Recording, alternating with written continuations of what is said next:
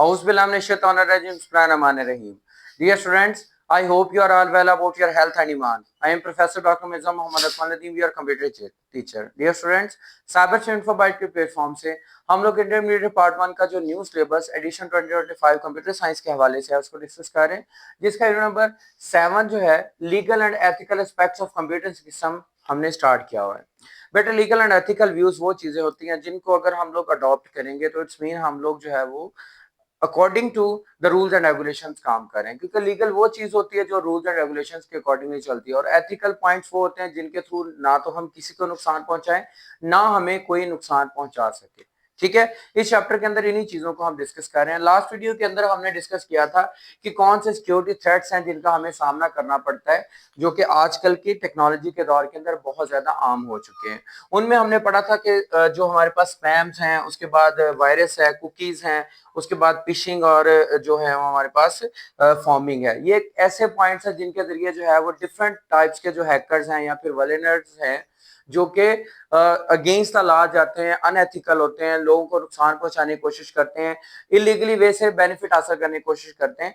अगर आज उनसे बचना चाहते हैं तो आज हम सिक्योरिटी थ्रेट प्रिवेंटेशन टेक्निक सीखेंगे कि यानी उन ये सब चीजों से बचने के लिए हम किन चीजों को अडॉप्ट करेंगे। ठीक है बेटा, तो टॉपिक स्टार्ट करते हैं। हमारा टॉपिक है सिक्योरिटी थ्रेट्स प्रिवेंटेशन टेक्निक्स। जी, स्पैम फिल्टर सबसे पहले, यानी कि अगर स्पैम्स हैं तो उनको कंट्रोल करने के लिए, यानी उनका अगेंस्ट जो है वो कौन सी चीज है जो हमें जो बचा सकती है, या फिर कह सकते हैं कि जो हमें उनसे बचाती है, या फिर कोई ऐसा तरीका या मेथड है जिनके जरिए जो है वो हम लोग बच सकते हैं स्पैम से। अब स्पैम पहली बात तो वो चीज होती है जो हमें अनवांटेडली जो है वो मिलती है, जिसकी हमें जरूरत नहीं होती, और यानी जैसे कि अननोन नंबर से मैसेजेस आना, कॉल्स आना, ईमेल्स आना जिनको हम नहीं जानते, और वो हमसे जो है वो फेक वे से कोई ना कोई काम करवाते हैं। उनका असल मकसद होता है हमारी प्रॉपर्टी को, इंटेलेक्चुअल प्रॉपर्टीज को नुकसान पहुंचाना। ठीक है, सो स्पैम फिल्टर्स ऐसे फिल्टर्स हैं जो ऑटोमेटिकली लगे हुए हैं हमारे जितने भी ब्राउजर्स हैं जिनको हम as a mailing cloud computing के तौर पे यूज करते हैं, जैसे जीमेल हो गया या फिर जो दूसरे क्लाउड स्टोरेजेस हैं। जब उनके अंदर मेल आता है तो उसके अंदर ऑटोमेटिकली जिस तरह इनबॉक्स, सेंट और जो है वो दूसरे फोल्डर्स होते हैं, इसी तरह उसके अंदर स्पैम के नाम से भी एक फोल्डर होता है। वहां पे जाके ऑटोमेटिकली जो है वो ईमेल रुक जाती है, यानी कि it helps to keep unwanted emails out of your inbox. Inbox में नहीं रहने, क्योंकि इनबॉक्स में तो आप चीजें चेक करते हो अपनी, जो आपको मैसेजेस आते हैं आप क्या करते हो, इनबॉक्स के अंदर उनको चेक करते हैं कि ये वाली ईमेल हमें आई है। जिस तरह मैसेजेस आते हैं आपको व्हाट्सएप के ऊपर, हम उसको ओपनली करते हैं। स्पैम वो हिडन होता है, उसके अंदर जो चीज आती है फिल्टर होकर जाती है, यानी वो जो आपके नोन बंदे हैं जिनको आपने ईमेल सेंड की है, या फिर आपको मेल आई है, या फिर कुछ ऐसी साइट जो सिक्योर्ड है, उनसे जो ईमेल आएगी वह इनबॉक्स में होगी जिसको आपने बकायदा जीमेल के अंदर एंटर किया होगा। लेकिन कुछ ऐसी जो कि शॉर्ट नंबर्स हो गए, या फिर शॉर्ट ईमेल्स हो गई, या फिर ऐसी साइट्स जो कि ऑलरेडी किसी ने जो रिपोर्ट की होती हैं, उनसे जो भी ईमेल आएगी आपको वो स्पैम फोल्डर में चली जाएगी। तो इस तरह आप बच जाओगे उस स्पैम से।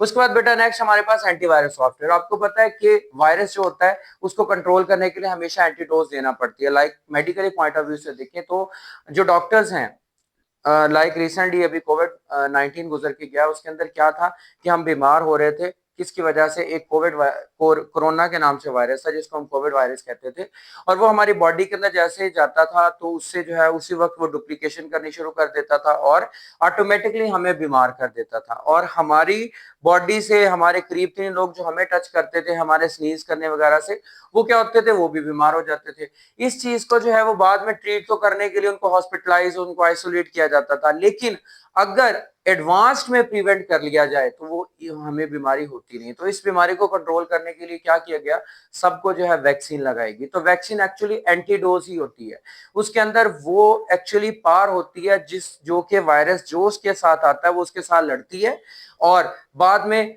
अगर एंटीवायरस स्ट्रांग होगा तो वायरस कभी भी उसको बीमार नहीं कर पाएगा। लाइक जिन लोगों की जो है वो हो चुकी है वैक्सीनेशन कोरोना की, जिस तरह बच्चों की जो है वो पहले 5 सालों के दौरान उनको जो है वो पिलाए जाते हैं पोलियो वैक्सीन के जो ड्रॉप्स हैं उनको वो पिलाए जाते हैं। इसके अलावा इंजेक्शन उनको डिफरेंट एज स्टेजेस के अंदर लगते हैं, वो प्रिवेंट करते हैं उनको डिफरेंट डिवाइस जो बीमारियां हैं उनसे। ठीक है, सेम इसी तरह कोविड के अंदर भी हुआ। तो कंप्यूटर के अंदर वायरस आए और पहले आके अटैक करने के बजाय वो तबाह हो जाए, उसको जो है रोकने के लिए एंटीवायरस एक ऐसी एंटीडोज है जो कि इस काम से रोक सकती है।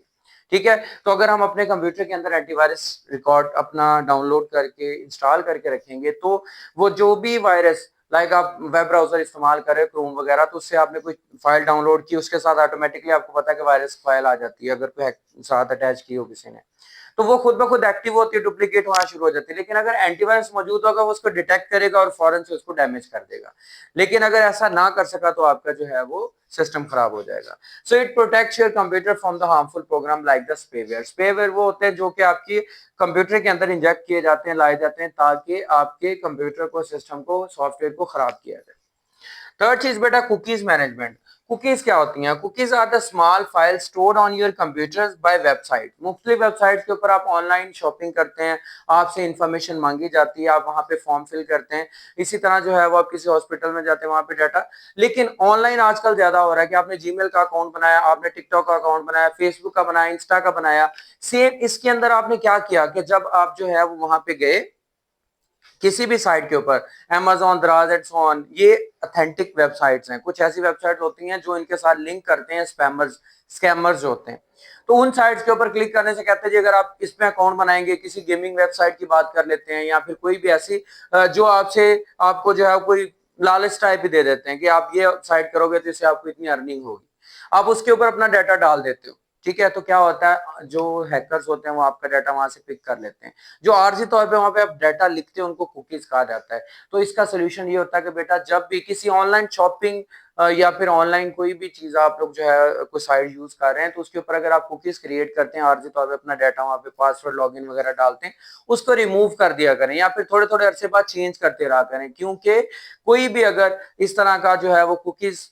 को जो है डील करने वाला बंदा होगा तो वो आपका आसानी से हैक कर लेगा। So managing cookies means deciding which cookies you want to keep, किसको आप रखना चाहते हो। लाइक अपना आपका पर्सनल जीमेल है जो फेसबुक पे भी लगा हुआ है, उसके बाद आपका टिकटॉक पे लगा हुआ है या किसी भी सोशल मीडिया ऐप पे आप उन पे रखना चाहते हो, और उसको आपने जो है वो चेक किया हुआ है कि ये लॉगिन और पासवर्ड याद रखिए कि जस्ट ओनली हमें क्लिक करना पड़े और वो लॉगिन हो जाए, तो उसको जो है वो हर वक्त आप लॉगिन रख सकते हैं। लेकिन जो चीजें and which you know you want to delete, उनको आप डिलीट कर सके कि जो ज्यादातर आपकी जो आपने आर्जी तौर पे इस्तेमाल करनी होती है सिर्फ साइट्स को ओपन करने के लिए, उनको बंद कर दे तो बेहतर है, मतलब कि निकाल ले इन्फॉर्मेशन। उसके बाद बेटा recognising the phishing. Phishing websites कौन सी होती हैं? Is a type of online scam where the attackers try to track you into the sharing sensitive information such as the password, credit card numbers or the bank detail। ये क्या करते हैं fishing site owners? आपको जो है वो कोई link share करते हैं, आपको कोई मैसेज सेंड करते हैं कि अगर आप हमें जो है वो ये आपको इस बैंक की तरफ से कांटेक्ट किया जा रहा है, इसमें आपका अकाउंट है, उसके अंदर कुछ अपडेशन की जरूरत है जिसकी वजह से आप इसको दोबारा से इसका पासवर्ड चेंज करें, इसका लॉगिन करें, जो इसके डेबिट कार्ड, क्रेडिट कार्ड की डिटेल इसके अंदर एंटर करें।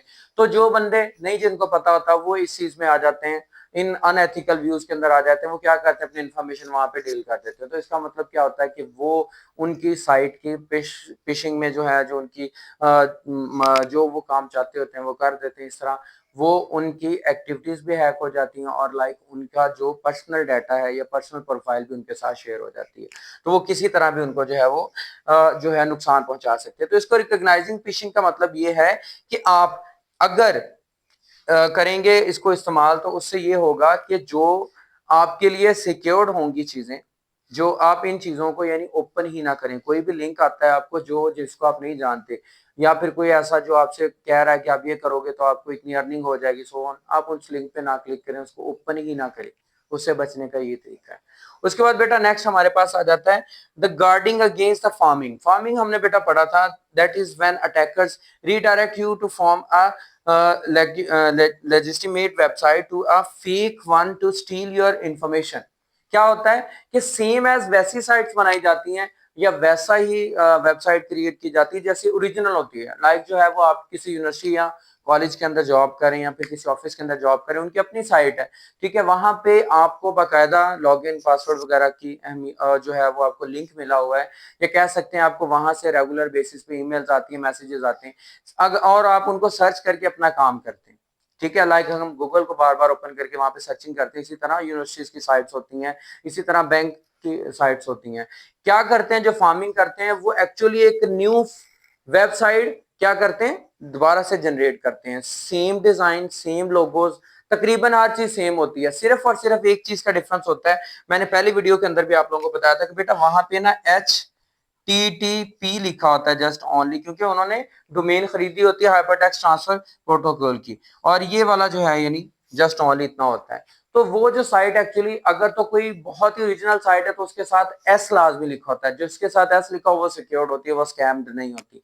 लेकिन ये वाली जो साइट्स हैं जो सिंपल होती हैं, उनको जो है वो हम कह सकते हैं कि वो ज्यादातर फॉर्मिंग में इस्तेमाल होती हैं। उनको क्या करते हैं वो लोग, वैसे डुप्लीकेट क्रिएट किया होता है उन्होंने, जैसे ही कोई बंदा जो है उसको ओपन करता है तो उसके लिए जो है ये गार्डिंग फैसिलिटी क्या देता है कि उसके जो HTTP है ना वहां पे उसको स्टॉप कर लेता है, और उसके इन्वर्टेड कॉमास में अंदर जो उनकी जो हाइपरटेक्स्ट ट्रांसफर प्रोटोकॉल यानी HTTP और ये जो डबल स्लैश है वो इन्वर्टेड कॉमास में, जिसका मतलब ये है कि ये एक्चुअल में फॉर्मिंग साइट है और ये नुकसान पहुंचा सकती है, और उन्होंने इसको गार्ड किया हुआ है, रोका हुआ है। यानी गार्ड वही होता है ना कि हम सिक्योरिटी गार्ड रखते हैं कि घर में हमारे वो बंदा एंटर हो सके जो कि जिसको हम जानते हैं, या फिर हमारा पर्सनल है, हमारा रिश्तेदार है, हमारा दोस्त है, या जो भी है। लेकिन इसके अंदर क्या है कि मतलब गार्ड वही काम करता है कि जो वांटेड है, या कह सकते हैं कि जो वेबसाइट्स एक्चुअल हैं वो उनको ओपन होने देगा, और जो उसके रिलेटेड फॉर्म की गई होंगी सेम वैसी होंगी, बट लोगों ने रिपोर्ट किया होगा कि उनके साथ इससे स्कैम हो चुका होगा, वो उनको गार्ड करके रोक लेगी। इस तरह आप उसको नहीं ओपन कर सकेंगे और आप इससे बच जाएंगे। तो बेटा आज इस टेक्नोलॉजी की दुनिया के अंदर जो है, जो इमर्जिंग टेक्नोलॉजीज हैं, हमें बेनिफिट बहुत ज्यादा दे रही है, लेकिन इसके साथ साथ इसके नुकसान भी बहुत ज्यादा है। तो उनसे बचने के लिए जरूरी है कि हम हर एक चीज का ख्याल रखें, स्कैमर से खास तौर पे बचें, लालच में कभी ना आए, क्योंकि ये आपको इन्हीं वेज के थ्रू ट्रैक करते हैं। जिस भी ट्रिक में आप आ जाओ उसके थ्रू आपको जो है वो नुकसान पहुंचा सकते हैं। वो आपको पैसे का भी हो सकता है, आपकी रिपुटेशन का भी हो सकता है, यानी किसी भी तरह से आपको नुकसान पहुंचा सकते हैं। तो बेटा उम्मीद करता हूं कि आपको ये अच्छी तरह से प्रिवेंटेशन मेजर्स टेक्निक समझ आ चुकी होंगी। इनको इन पे अमल भी करना है, इनको लर्न भी करना है, और दूसरों तक भी इस इंफॉर्मेशन को पहुंचाना है ताकि वो भी इनसे बच सके। ठीक है बेटा, तो जो भी आपका फीडबैक हो लाजमी तौर पे कमेंट बॉक्स में बताइएगा। वीडियो को पसंद आई हो तो उसको लाजमी तौर पे लाइक कीजिएगा, चैनल को लाजमी तौर पे सब्सक्राइब कर लें और बेल आइकन पे क्लिक कर लें ताकि आने वाली वीडियोस आप तक पहुंचते रहें। तो इंशाल्लाह बेटा मिलते हैं नेक्स्ट वीडियो के अंदर। अपना बहुत ज्यादा ख्याल रखिएगा, दुआ में याद रखिएगा। जज़ाकल्लाह।